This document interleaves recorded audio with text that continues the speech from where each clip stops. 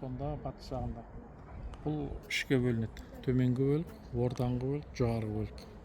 Енді жазулар, осы батыс фасадында жазулар бар, соның жоғарғы бөлігінде қалаллаху тәбәрака ва тағала дейді. Алла тағала айтты дейді. Ва индаху мафатихул ғайби ла я'ламуха иллаху. Алланың құзырында ғайыптың сырдың кілттері бар дейді. Оны тек өзі біледі дейді. Ва я'ламу ма фил барри вал бахри. Ол Алла тағала құрлықта не бар, теңізде не бар, оны да Алла біледі дейді. Ва ма тасқуту мин варақатин илля я'ламуха. Және бір жапырақ түсетін болса, оны да Алла біледі дейді. Бізге дейін қанша жапырақ түскен, тағы ары қарай қанша түседі. Мысалы, бәрін Алла біледі. Вала хаббатин фи зулуматил арди вала ратбин вала ябисин илля фи китаби мубин. Және бір дән жердің қараңғылығына түсетін болса, жерге, ол жаңағы жас па, ол кеуіп қалған ба, құрғап қалған ба, оның барлығы фи китаби мубин, ашық кітапта жазулы тұр дейді. Мысалы, әр мекеменің өзінің жаңа мүлкі болады, ол мүлкі тіркейді, мысалы, тіркеу инвентар тіркеу нөмірі болады. Сонда мына қазақ айтады, судың да сұрауы бар дейді.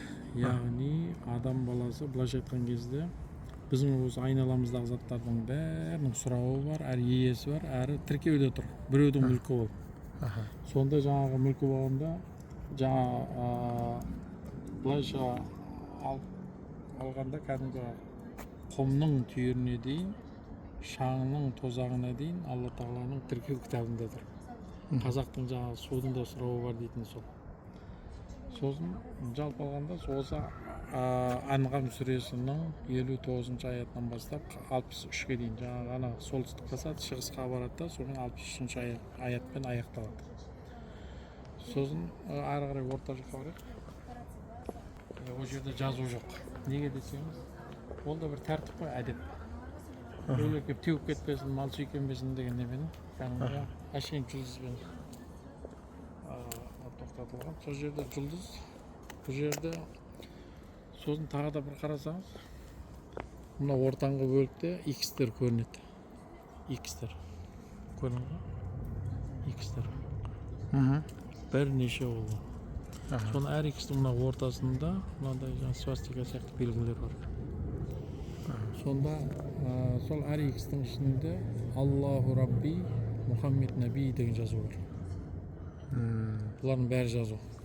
Мына оңтүстіктен солтүстікке дейін 100-ден аса рет жазылған. Раббым Алла, пайғамбарым Мұхаммед деген сөз. Сосын бұны әрі қарай не қылатын болсаңыз, ана күмбез бар. Күмбездің астында бір суағар тұр. Күмбез, оның астында бір ақ жазулар бар. Ақ кірпішпен қалаң жазулар. Соның өзі мына суағар тұр. Суағардың астында тағы бір жазу бар. Енді мына сол жерде мына жазулардан кейін сол жазу басталады. Сонда ол жерде қала Наби алейхиссалам пайғамбар айтты дейді. Ад-дүния жифатун талибуха килабун дейді. Дүние жемтік, оны іздеген иттер. Дүние жемтік, оны іздеген иттер. Сосын оның жоғар жағында Әл-Инаятулилла деген жазу бар. Инаят жәрдем Алладан. Одан кейінгі бір жазу бар, ол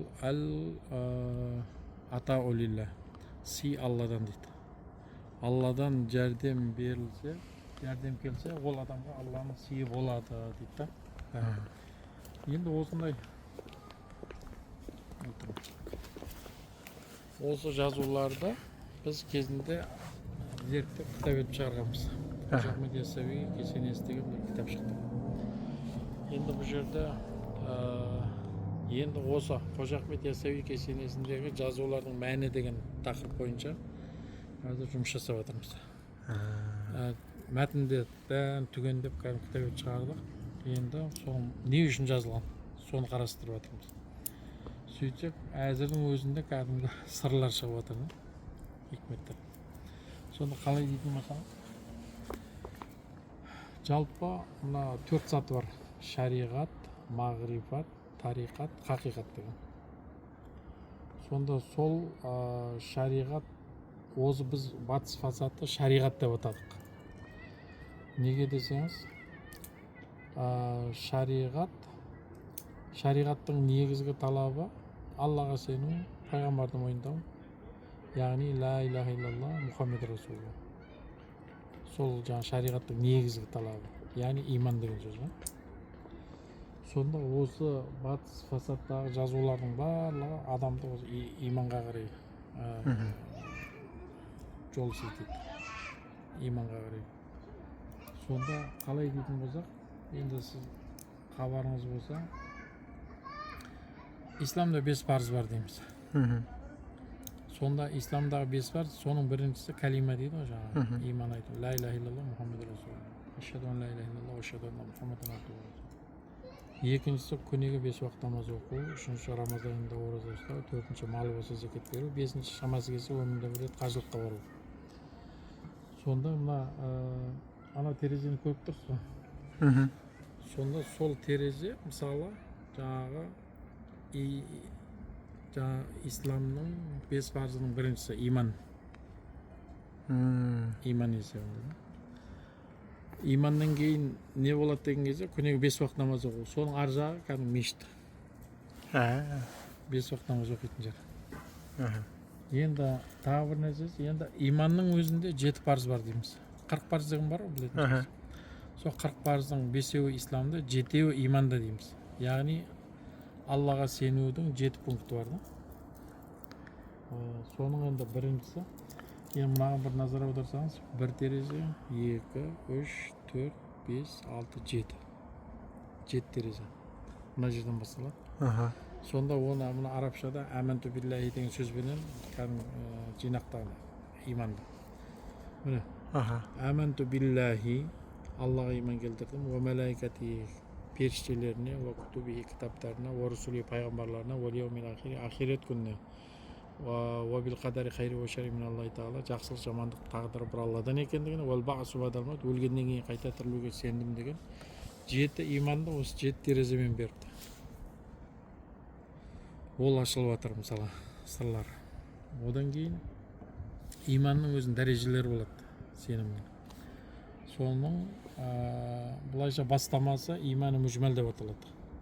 Ол ла иляха иллалла Мұхаммед Расулулла деген сөз. Яғни Аллаху Рабби Мұхаммед Наби деген сол. Раббым Алла, пайғамбар Мұхаммед деген сол иманы мүжмәл. Яғни жинақталған иман да. Сосын иман мүфассал деген бар. Ол ашып иман мәселесі сенімді, Аллаға сенуді ашып көрсетеді. Ол жаңағы айтқан мына 7 тереземен берген да оны. Жаңа 7 иманды 7 тереземен берген.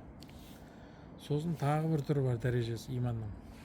Тақлиди иман дейді. Тақлиди деген еліктеумен табылған иман деген сөз. Сонда жаңа иманның дәрежелерінің тағы бір түрі иман мүфассал деп аталады. Ашықталған иман, оны жаңа терезелермен берген дедік. Тағы бір түрі тақлиди иман дейді. Сенімнің түрлері. Ол еліктеумен табылған иман дейді. Сенім да. Мысалға мұсылмансың ба деп сұралады ғой. Иә, мұсылман. Қандай мұсылмансың десе, қазақ мұсылман, мен де мұсылманмын деп қоя саламыз. Ата-ана мұсылман, мен де мұсылманмын деп қоя саламыз. Сол еліктеумен табылған иман. Ол иман өте жарамды, бірақ өте қауіпті дейді.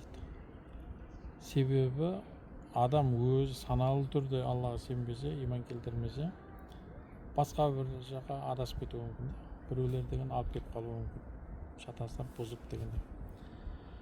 Сонда тақлиди иманның мысалы, яғни адамдардың қазір көпшілігінің иманы осы тақлиди иман, яғни еліктеумен табылған иманда жүрміз. Сол дәрежеде мысалға да. Сосын тағы бір иманның түрі бар, ол тахқиқи иман дейді. Шынайы иман. Шынайы иман дегеніміз, оған мысал ана жоғарыда тұрған, басқұр сияқты тұрған не бар, бөлік. Сол бөлікте кәдімгі бағана айтқан аяттар сол шынайы иманға адам жетелейді. Қалай деген кезде бана айттық қой жаңағы, құрлық дедік, су дедік, теңіз дедік, ағаш дедік, жапырақ дедік, бір нәрсе дедік, құм бәрін айттық. Сонда адам ойланған соң жаңағы Аллаға деген сенім күшейеді да. Ол тахқиқи, шынайы иман.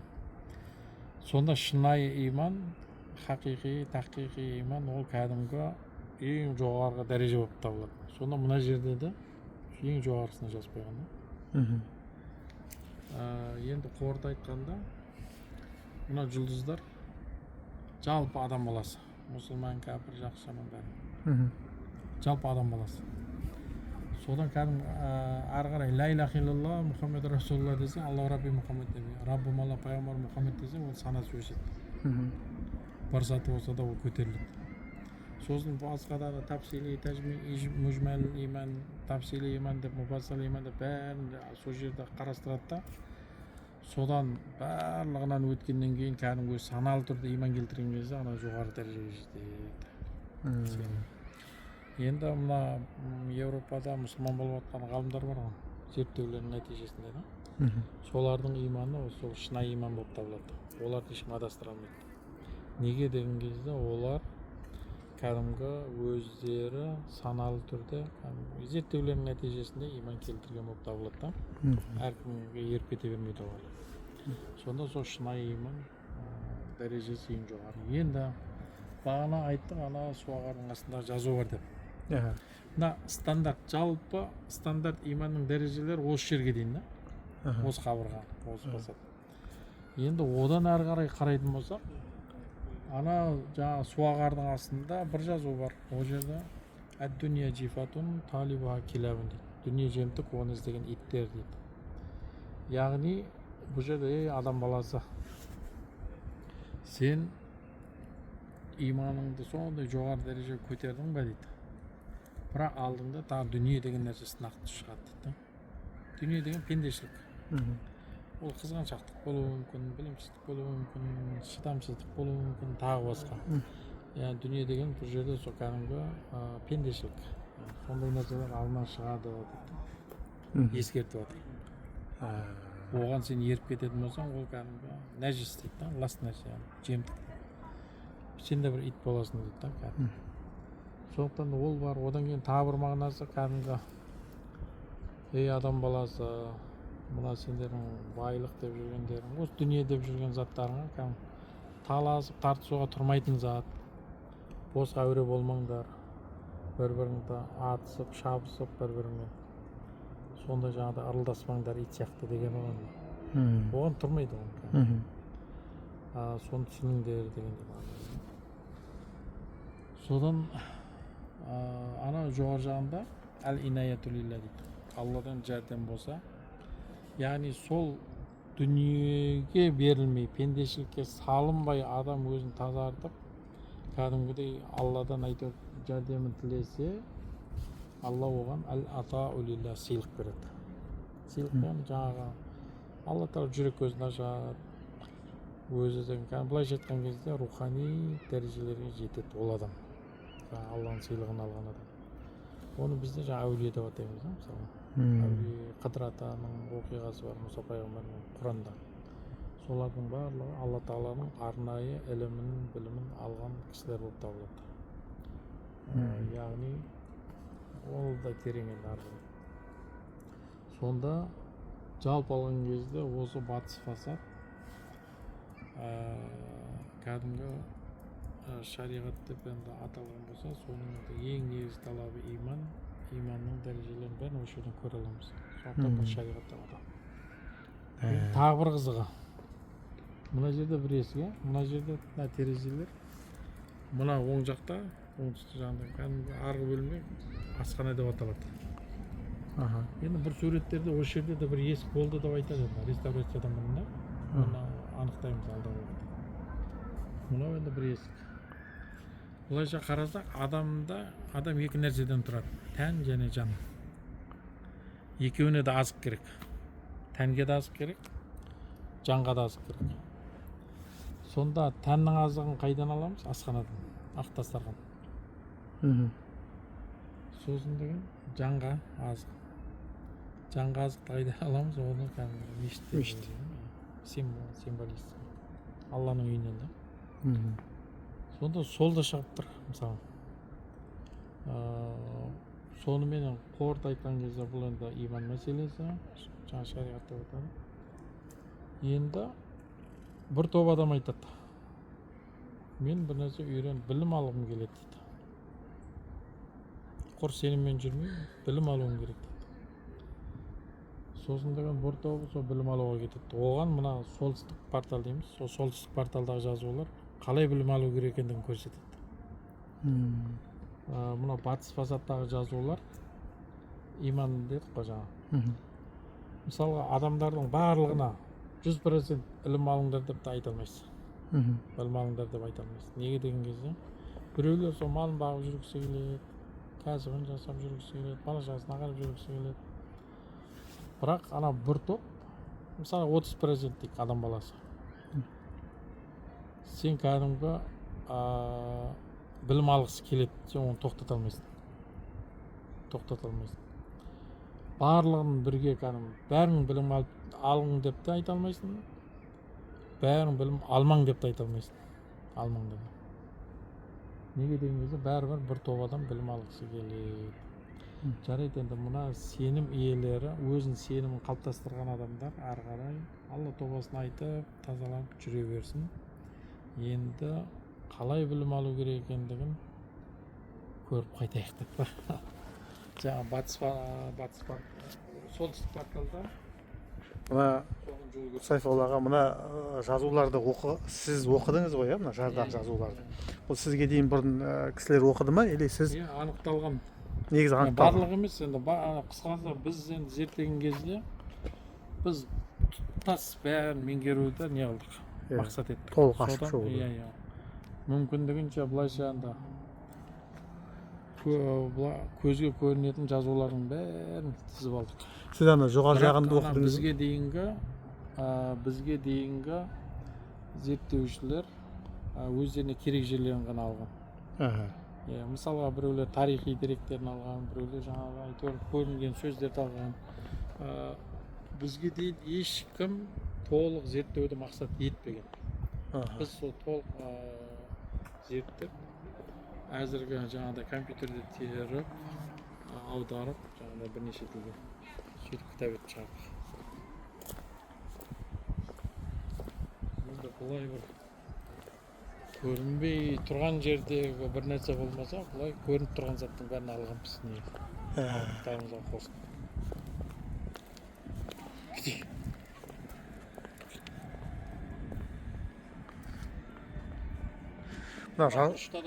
Мына жазулар қайта реставрация жасалды ба? Бұны кейбір жер жасалған, кейбір жер сол бұрынша. Мына жерде бұрыштар, я Алла, я Рахман, я Рахим. Я Алла, я Рахман.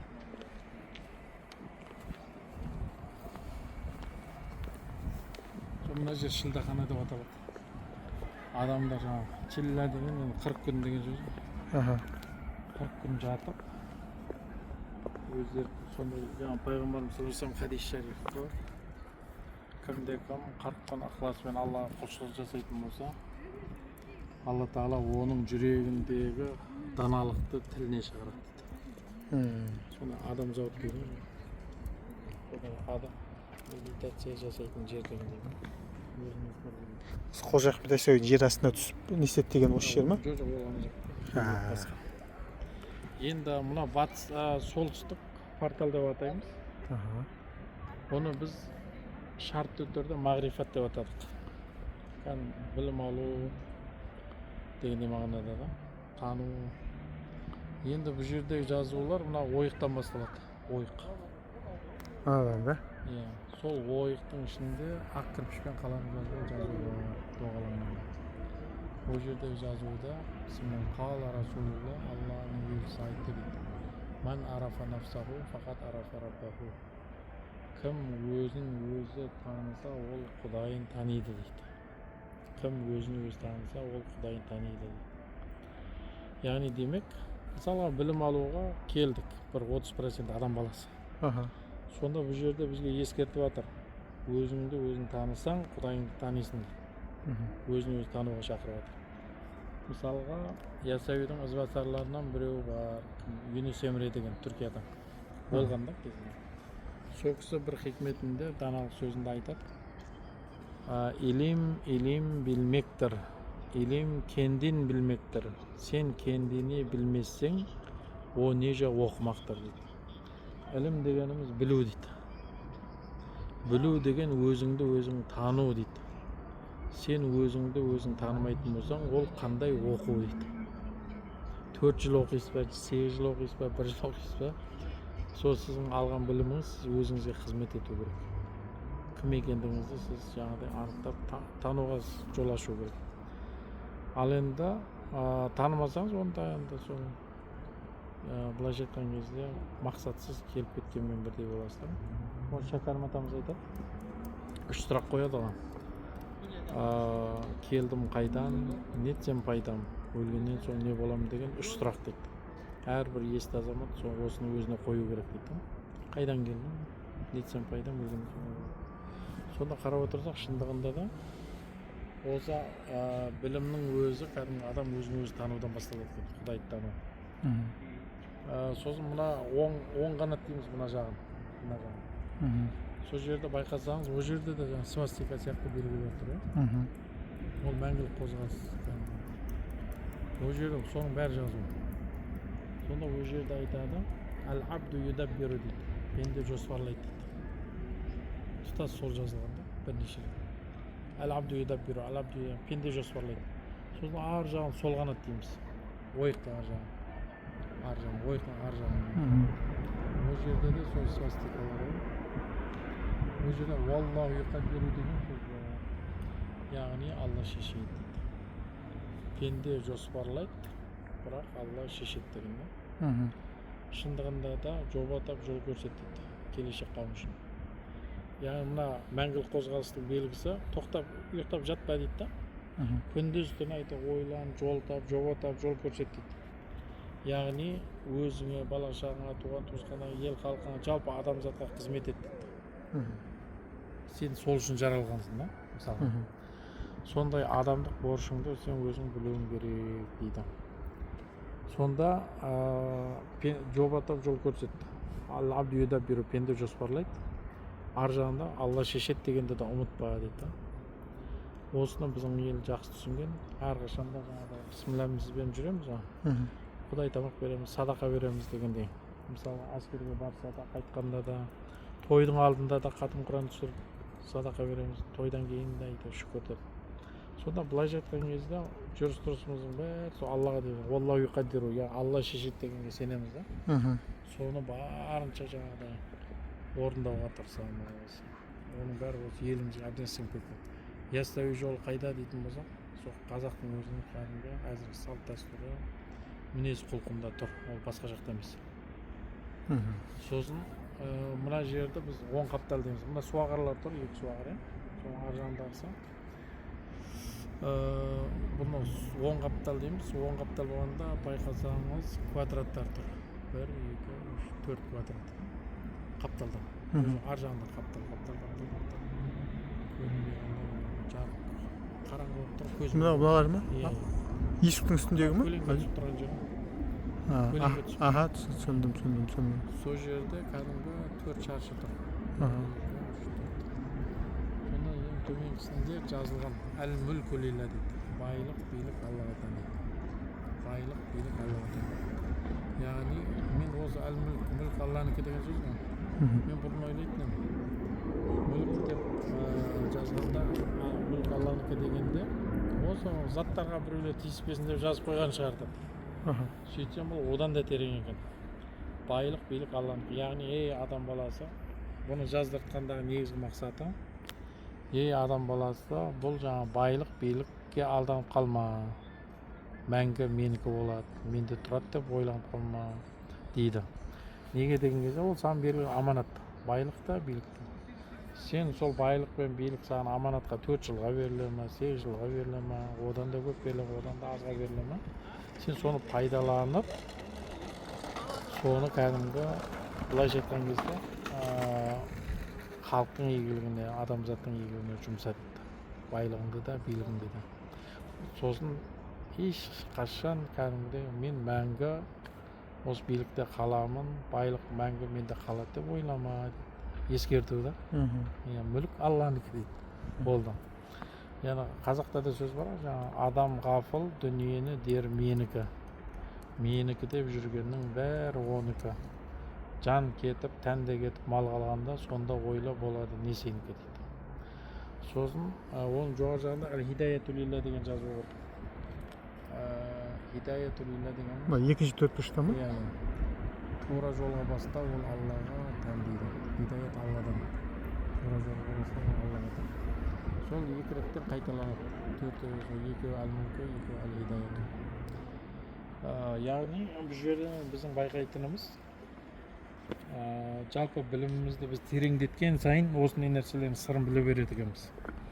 Яғни байлық бірліктің негізгі иесі Алла екендігін, одан кейін жаңағы тура жолға бастауда Аллаға қатысты екендігін. Мысалға біз ойлауымыз мүмкін, ойбай мен мұсылманмын, мен жаңа тақуамын, мен бір нәрсемін деп та, өз ақылыммен, біліміммен келдім деп. Сонда бұл жерде жоқ дейді. Сен жаңағыдай ол білімменен, жаңағы білімменен, тәжірибемен келетін зат емес дейді. Бұл жерде Хидаятулилла деген кезде хидаят Алладан дейміз. Хидаят Алладан болғанда, Алла Тағаладан. Еркін аканың қаласы? Сонда яғни бұл жерде хидаят Алладан деген, әл-хидаятулилла деген жазу ғой. Хидаят Алладан, яғни адам баласы мен осы тура жолға мен өзім келдім деп айтуы қайтеді. Ол Алладан хидаят. Мысалға, егер тек қана ақылменен, білімменен болатын болса, онда деген қанша профессорлар бар дүние жүзінде. Қанша профессорлар бар. Солардың бәрі Құдайды танып, біліп кететін еді. Бірақ олар не қылады? Келе алмайды, тіпті Құдайды да танымайды. Ол құл болмақ түгілі, Құдайды да танымайды. Сондықтан әл-хидаятулилла деген кезде хидаят. Сондықтан біз намазда Фатихада күніге оқимыз, ихдинас сиратал мустақим. Тура жолға баста деп айта береміз қайта-қайта. Сол себеп. Яғни Алла Тағала бізді тура жолға салмаса, біз тура жолды табушылардан болмас едік негізі. Сосын мына жағында сол қаптал дейді, о жақта да жазулар бар, барып жаймен деп қарай берейік. Жақсы. Бұл жерде мысалға бір жазу бар, о жерде әл-қудратулилла деген жазуда. Әл-қудратулилла дегеніміз күш құдірет иесі Алла Тағала дейді. Күш құдірет иесі Алла Тағала. Яғни ла хаула ва ла қуата илля билля деген дұға бар да. Алла Тағаланың шекарасынан асқан шекара жоқ. Алланың құдірет шеңберінен асқан құдірет шеңбер жоқ. Шындығында да, мысалы сіз бір қаладан келдіңіз, тағы сол жаққа барасыз. Біреулер шетелден келеді, сол жаққа барады. Адам баласы әрі кетсе жаңағы неге айға барып келді дейік. Я болмаса Марсқа апаратын жіберді дейік. Бірақ галактикадан былайша қарайтын болсақ, жер шары бір тардай да емес, көріп тұрмыз ғой, қолымызда тұрған. Видео нелерін көреміз, фотоларын көрген шығарсыз. Жалпы мына жаңағы галактикада не жоқ? Құс жолы дейміз, жұлдыздардың ішінде бұл кәдімгі жер шары көрінбейтін сол тардай да болмайды, тардай сондай зат болып табылады. Сол біз үшін үлкен әлем. Бірақ жалпылама алған кезде дым емес. Сонда Алла Тағала жаңағы айтқандай, біз сол осы жер шарының өзін әзір меңгере алмай жүрміз. Жер шарының өзін меңгере алмай жүрміз. Ал одан басқа қанша әлем бар. Сонда әл-қудратулилла дегеніміз, яғни күш құдірет иесі Алла Тағала дейді. Сосын ары қарай әл-бақаулилла дейді. Мәңгі бақи болу Аллаға тән. Сосын ары қарай әл-кибрияулилла, ұлылық Аллаға тән дейді. Енді қорыта айтқан кезде жалпы осы мағрифат порталы деп атады. Мағрифат порталының негізі жаңа айттық қой, білім алу адам өзін өзі танудан басталады. Сонда өзін өзі танудан бастаған кезде адам өзінің шектеулі зат екендігіне көз жеткізеді, Алла Тағаланың шексіз әлем екендігіне көз жеткізеді. Шексіз зат екендігіне көз жеткізеді. Адам өзі шектеулі екендігін біледі. Сосын тағы бір мәселе, бұл жерден білім алудың нәтижелерін көруге болады. Білім алдық. Кім боламыз? Президент боламыз, профессор боламыз, бай боламыз, я болмаса чемпион боламыз, генерал боламыз мысалы. Бәрі күш қой, қуат деген. Сонда білім алудың нәтижесі жаңа айтқан заттар. Президент болу, бай болу, профессор болу, сосын чемпион болу, генерал болу. Мысалға, одан ары қарай сосын не істейміз деген тағы сұрақ туындайды. Егер ізденген адам болса, іздемеген адам болса, сол мысалы 4 жыл президент болып, я болмаса қалған заттардың бәрін жаңағыдай жасайды да, қартайғанша қол қалтырап жүреді баяғы спортсмендер дегендей.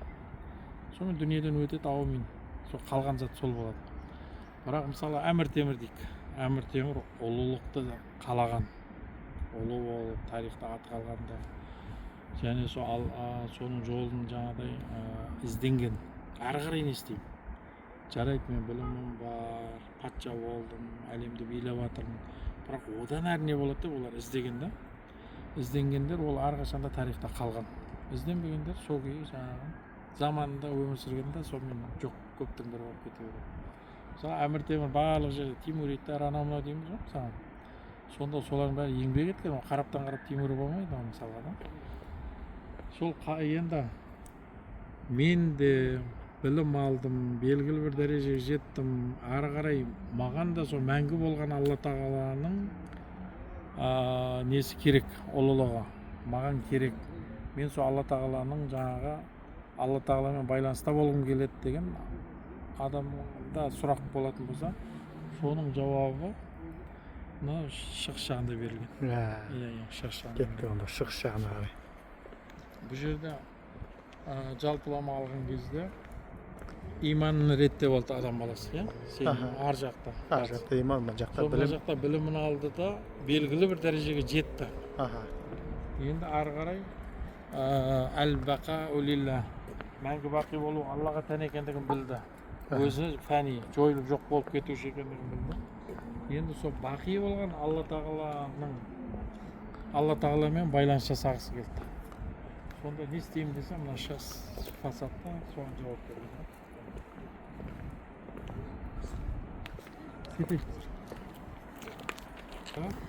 Шығыс фасады. Солтүстіктен оңтүстікке дейін мынандай екі біріккен шаршылар бар. Тігінен тұр, көлденең, тігінен, көлденең, тігінен, көлденең. Біріккен шаршылар. Сонда соның біреуінің үшін қарайтын болсақ, Субханалла ва алхамдулилла деген жазу бар. Саңа жүгіректен оқып, біздің иттеріміз бе? Жоқ. Субханалла. Істен қылмайды дейді ғой. Жаңағы Субханалла деген Алла пәк, алхамдулилла Аллаға мадақ болсын. Мына кішкентайында Аллаху, мына кішкентайында әкбар, шаршы. Алла ең ұлы. Сонда қарасақ, Алла пәк, Аллаға мадақ болсын, Алла ең ұлық деген сөз. Осы солтүстіктен оңтүстікке дейін сол жазылады. Яғни бұл дегеніміз Алла Тағала мақтау, пәктеу, дәріптеу, ұлықтау, тәкбір дейміз жаңағы. Алла Тағаланың жаңағы ұлықтау. Сосын деген ана жерде ойық бар, ойықтың ішінде Мұхаммед деген сөз бар. Көп ана ойықтың ішінде нүкте өтті. Соның ішінде пайғамбар саллаллаху есім Мұхаммед деген сөздер. Анау неді? Нүктелер. Ойықтың ішіндегі нүктелер. Ойықтың ішіндегі нүктелер бар. Соның бәрі Мұхаммед деген сөз. Сонда қарап отырсақ, Абу Бәкір кердерінің бір сөзі бар еді. Зікір, тасбих, салауат шайтанның тәніне шанша тұғын найзасы деген. Зікір, тасбих, салауат шайтанның тәніне шанша тұғын найзасы. Қашыратты. Сонда қарасақ, бұны біз тариқат деп атадық. Шығыс фасадта. Шығыс фасад болғанда тариқат дегеніміз өмірдегі жолың деген сөз. Бұл жерде сен қарапайым сенімдегі адамсың ба, иман келтірген. Білім алып белгілі бір дәрежеге жеткен адамсың ба, сенің өмірдегі жолың осы дейді. Тек Алланы мақта, пәкте, тәкте. Оны бір сөзбен айтқанда зікір деген сөз. Зікір, тасбих, салауат. Сонда қарасақ, алла тағаланы үзбей айта жаңағыдай зікір ете берсең, ол сенің дәрежең өсе береді. Рухани, мәтеви ары қарай өсе береді. Алла мақтауға тек Алла лайықты. Соны пайғамбарымыз саллаллаху алейхи айтқан, сенің тілің әрқашан Алланың зікірімен шұғылданып жүрсін деген. Мысалға адам баласын машинаның бағы бар, оған дұрыстау бензин құйсаңыз жақсы жүреді. Мысалы самолеттікі одан да қатты, одан зымырандікі бар дегенде кептелме андай. Кәдімгі ұшырады ғой. Жағармай мықты болса да. Сонда біздің мына адамның да жүрегі бак сияқты. Соған жақсы Алла тағала мақтау, пәктеу, дәріптеу, зікірлерін құя берсең, ол сенің бензиның, қуатың, зарядталасың. Ары қарай жаңағыдай күшің таси береді. Бұны біз кәдімгі неден таптық? Мына 4 саты дегеніміз Ясауи бабамыздың хикметі бар. Шариатның базарында сайран қылдым дейді. Шариаттың базарында сайран қылдым, аралап қыдырдым дейді. Мағрифатның бостанында жаулан қылдым дейді. Мына жақ. Мағрифаттың, білімнің бақшасында кәдімгі жүрдім дейді. Паркта жүрдім дегені аралап, қызықтарды көрдім. Тариқатның пешқағында тайран қылдым дейді. Тариқаттың пешқағы деген кәдімгі табалдырығында мен кәдімгі ұштым дейді. Төменгі жерден жоғары қарай ұштым дейді. Тайран қылдым. Сол хақиқатның ешегіне аштым достылар дейді. Шындықтың, хақиқаттың есігін аштым достылар дейді. Сонда осыны кәдімгі хикметтен қарасақ, осы шығып тұр да. Соны жазулармен. Енді демек иманымызды реттедік, білімімізді алып белгілі бір дәрежеге жеттік. Енді нәтиже керек. Бәрін жасап отырмыз, иманымызды да, малымызды да бәрін бағып, одан кейін білімімізді алып белгілі бір дәрежеге жетіп, енді біз неге келдік? Ары қарай мына хақиқат дегеніміз өмірдің шындығы. Үзбей Алла тағаланы мақтап, пәктеп, дәріптеп отырмыз. Енді сол хақиқат, яғни өмір шындығы. Өмір шындығына бара жатырмыз. Мына оңтүстік порталды біз сол жаңағы хақиқат деп атадық. Хақиқат порталы. Яғни өмірдің шындығы. Енді ол өмірдің шындығы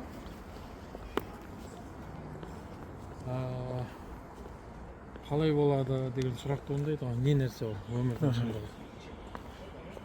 Сонда осы жасаған істеріміздің бәрінің нәтижесі мына жерде тұр. Бұл жерде мына оңтүстік портал деп атаймыз. Оңтүстік порталда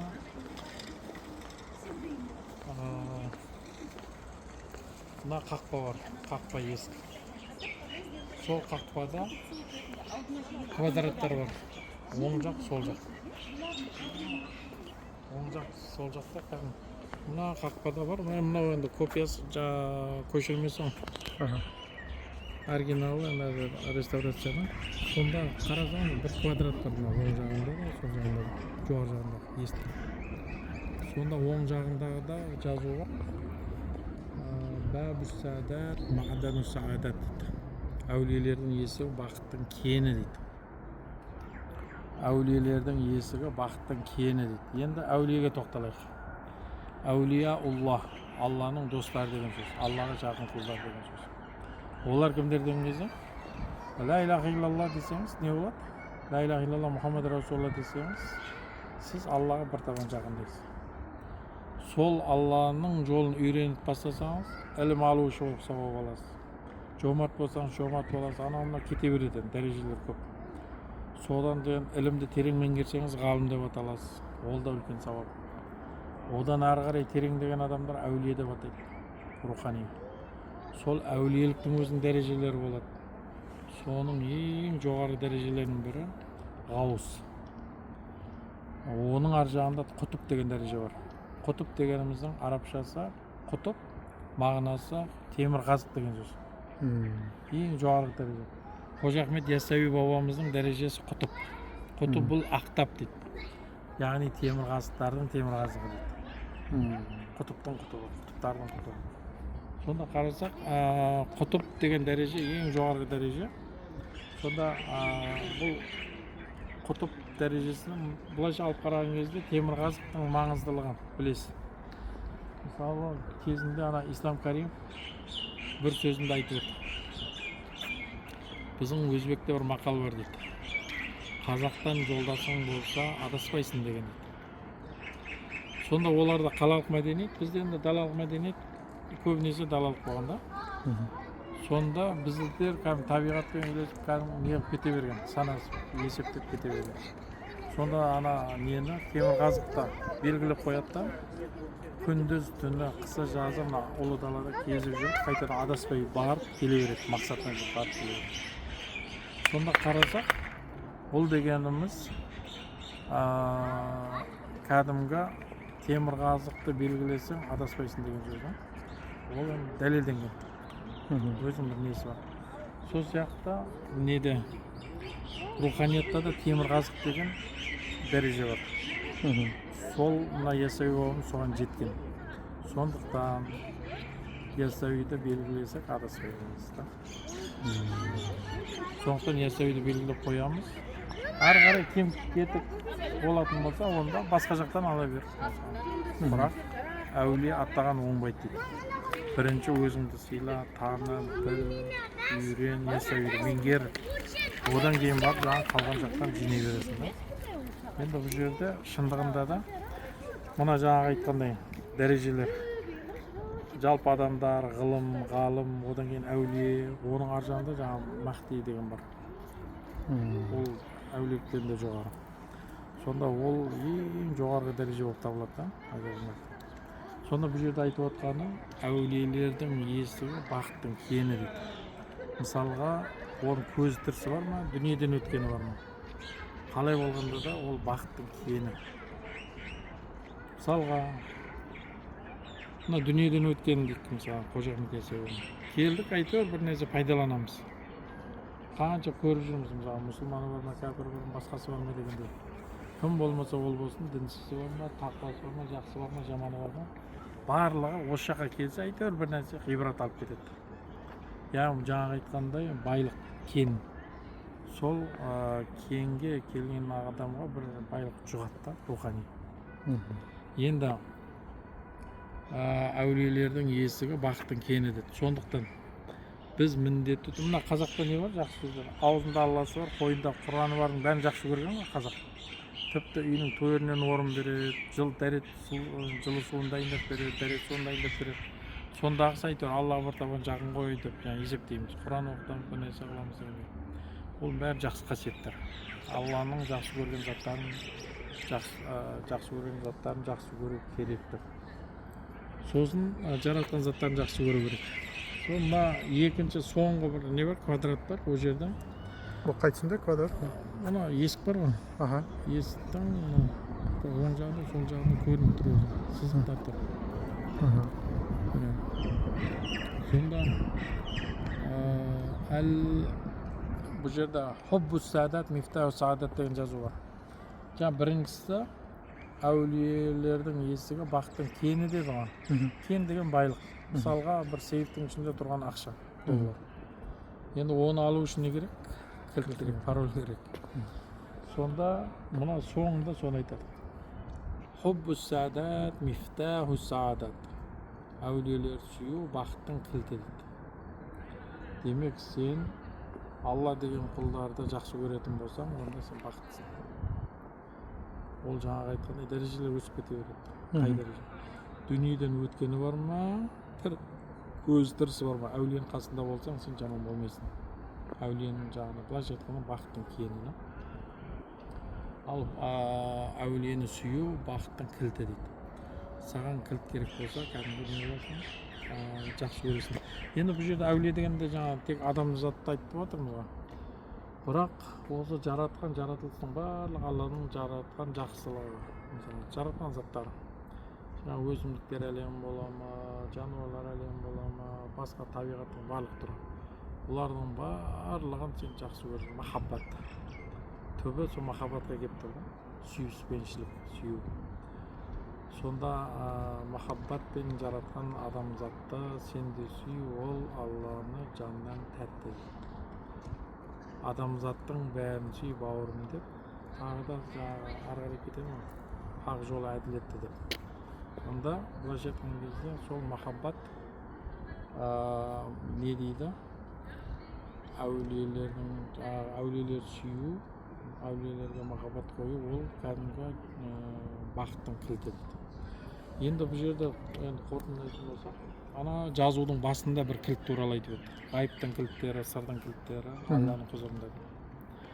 Сонда сол айналдырып әкеліп, соның бір кілтті бізге ұстатып тұр. Яғни әулиелерді сүю бақыттың кілті. Сонымен осы 4 саты аяқталады. Яғни нәтиже сол. Сен адам болатын болсаң, Алланың достарын сүйесің. Сүйген сайын өзіңе, туған туысқандарыңа, ел халқыңа Алладан нұр жауып тұрады. Ал енді екінші жағы, әулие әмбиені жаман көресің. Ол кезде өзіңе, туған туысқандарыңа, ел халқыңа лағнет келеді, қарсы келеді. Одан басқа оның үшінші жолы жоқ. Я Алланың достарын сүйесің, я болмаса жаңағы қарсы шығасың дейді. Пайғамбарымыз саллаллаху алейхи ва саллям бір құдси хадисте айтады, Алла тағала. Ман адали валиян фақат азанту бил харб дейді. Егер бір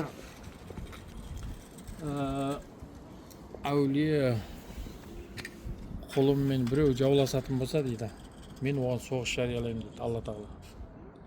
Әулие құлыммен біреу жауласатын болса, мен оған соғыс жариялаймын дейді. Ол жай бір адам айтып отқан жоқ, бір мемлекет айтып отқан жоқ, Алла тағала айтып отыр. Сондықтан әулиемен, Құдаймен ойнама, шапанды шырқ тесік қылады дейді аталарымыз. Өте мұқият болған. Алланың достарын жақсы көретін болған. Бірақ соңғы кезде жаңағыдай кейбір күмәниялатып жүргендер бар ғой, діннің атын жамылып дегенде. Анау шет, мынау не, бір нәрсе, мынау бұзу керек, бүйту керек деп жүргендер бар. Сонда олардың барлығы жақсылық айтылмайды. Өзімізге де, туған туысқандарға, ел халқымызға да. Егер де жаңағы не болатын болса, тек қана жақсылық болады. Сонымен осы жермен аяқталады. Енді бір Құран оқып бағыштасақ болады.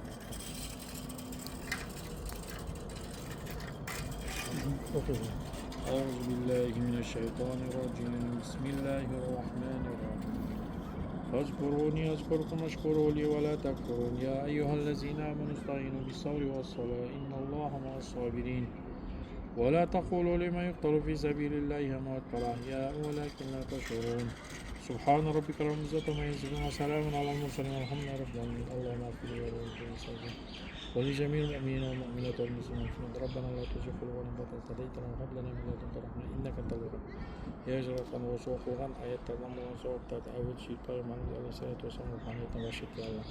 Барша әулие, әмбие, мәшайықтардың рухтарына уәшетте алла. Арнайы түрде Арыстан Бабатанның рухына уәшетте алла. Құл Қожа Ахмет Яссауи бабамыздың рухына уәшетте алла. Және осы жерде жерленген барша хан, сұлтан, би, батыр бабаларының рухтарына уәшетте алла. Барша мұмин, үммет, мұсылмандардың рухтарына уәшетте алла. Және осы зиярат етіп жүрген Жантас ағамыздың шанағынан дәметкен барша рухқа уәшетте алла. Жатқан жерден жайлы болсын, өзің күнді пайғамбарымыз алейхиссалату уассалам шапағатына болуын нәсіп еткесін алла. Я жаратқан осы жақсы кісілердің құрметіне әуел елімізді, жұртымызды әртүрлі табиғи апаттардан, көзден тиген шыққан кесірге саталады сен зағметтердің өзін сақтайсың алла. Бауырымыздың я алла ниеттерін қабыл қылып, мұраттарын асыл берсін. Аумин. Айтқаныңыз келсін. Көп рахмет. Ол бір ерекше, керемет бір әңгіме болды. Мен үшін ғибратты.